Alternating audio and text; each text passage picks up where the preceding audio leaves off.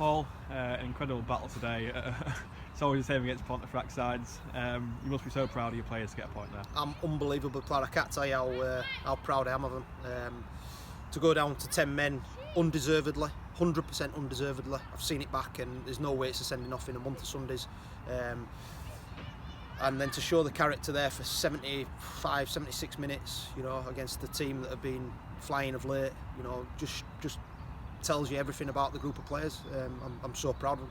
After the red card, you had to change the formation. Just talk to your thinking and what you sort of changed. Yeah, we didn't want to go too negative with it, and we tried to keep DC in a position and Jake in a position where they could affect the game going forward, and I thought they did. I thought they did a really, really good job. But when we went down to 10 men, I just think we went up levels. It wasn't like we were hanging on. Yeah, they've had chances, but we've had chances as well. And Ingham pulled off a couple of good saves, but we missed the penalty, and we missed another couple of good chances as well. So, like I said, my overriding emotion is just pride in terms of the way the lads have dug in there and applied themselves, and the football we played second half in particular, really composed, got the ball down, kept trying to play, kept trying to do the right things in the right areas, and I'm just sort of disappointed we haven't won the game really.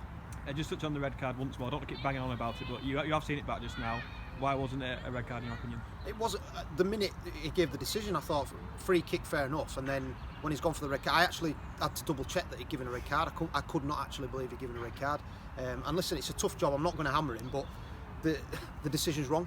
And it's game changing, and what I said to him at half time was that in games like this, in any game, when there's a decision of that magnitude, he's got to be 100% sure it's right, because it can change the reflection of the game.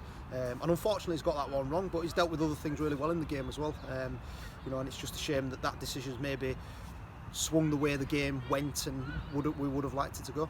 So going into half time, a man down, what was your message to your players? Keep being brave on the ball. That was the first thing. Having belief that we weren't willing to hang on for a point. We wanted to try and win the game, and I think you saw that second half. We tried to stay on the front foot, and also there were opportunities out there, and we had to dig in. We needed 10% extra from everybody, and that often happens when you're playing against a team of 10 men, or you go down to 10 men. It tends to galvanise everybody, and I thought we did that second half. 46 seconds into the second half, Donald was brilliant to win the penalty. What are your thoughts then? Well, I mean, Jake's taking the penalty, he's taking the responsibility. It's not happened for him today, but the lad has been unbelievable for us this season, including the time I've been here. He's been absolutely unbelievable. The goals he's scored, the games he's won for us. These things happen, it's football. And what impressed me most about him was his reaction after. He didn't sulk, he didn't go into himself. He ended up doing a different job for us on the right hand side there, and that's testament to him. Michael Ingham, he's 40 this year. He's still pulling off unbelievable saves. I'm still not quite sure how he's done a couple. But what a difference it makes when you have a player of his stature and goal. He's an outstanding goalkeeper, and he's an outstanding leader, and he brings a calmness to what he does, and that's what he's there to do. He's there to make saves at vital times, and more often than not he does that, and he also manages the game really well for us as well. Him right through to the front players. Kev came off the bench, and we were, to be honest, today as well, we were a little bit depleted in terms of options on the bench. We was carrying a knock, and we obviously had two young lads on the bench as well. It would have been a baptism of fire for those two to come onto that game, so that makes it probably even more pleasing that we've seen it through. But like I say, I just felt towards the end we could have just nicked it. There was over 400 fans here today, and they were in fine voice, weren't they? How much of a difference do you think they made? They were brilliant. The reception we got going off there was fantastic, and we said that to the players in there. It was brilliant, and it was deserved as well. It was deserved. I said it last night in an interview for non-league show. I said that it's a two-way process. We've got to give the fans something to cheer about, and likewise we need them to get behind us. And they can't question the work ethic and the determination of the players today, and I think that was replicated by the supporters.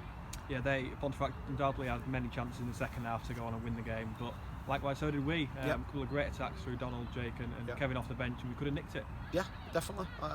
I really felt like it was just all coming together for us to nick it in that final 5-10 minutes. They'll be disappointed. That's 2 points dropped for them in the context of the game, and it's a point game for us.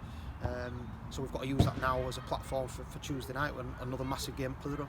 Yeah, I'm not sure when the last time Pontefract were kept out of the goals, but that must be a massive sort of pleasing to see your back five defend like that for so long with 10 men, admirably. Yeah, well, you saw that at the end there. I mean, I think a couple of minutes ago the ball's come out and Jack's just absolutely thrown his body in the way of the ball and blocked it, and other people have been putting their heads on the line and bodies on the line. LeBron's come off with about 10 injuries, I think, but he'll be fine for Tuesday. That's how he is. So yeah, no, it's a good characteristic, and like I say, I'm just proud of the lads today.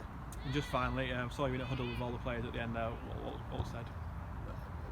Just how proud I was of them, and how much that type of game galvanises you in a season and spurs you on. And it's those moments in a season that are critical. And it shows whether you're capable of pushing on, and we believe we are capable of pushing on. I don't think, going into the season, speaking to the directors, I don't think we're expected to be in the position we're in at this stage due to the change in the summer, but we are where we are now, and let's see where we go. We've got a tough January, we've got a tough February, we've got a tough March, we've got a tough end to the season, so let's see where it takes us. But for me, it's the lads are enjoying the football, we're enjoying working with them, and the supporters are enjoying it, and that's what football and life's about. Big well done, Paul. Cheers, mate. Thank you.